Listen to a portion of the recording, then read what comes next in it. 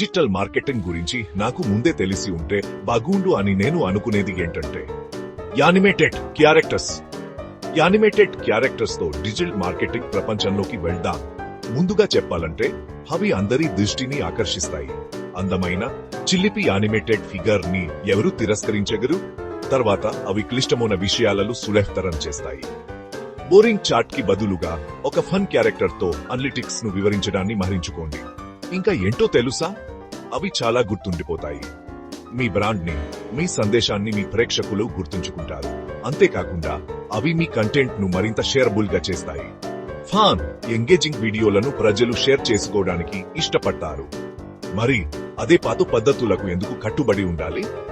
మీ digital marketing మీ animated characters తో మసాలాగా చేయండి మరియు మీ ఎంగేజ్మెంట్ పెరుగుదలను చూడండి. తర్వాత వీడియోలో కలుద్దాం.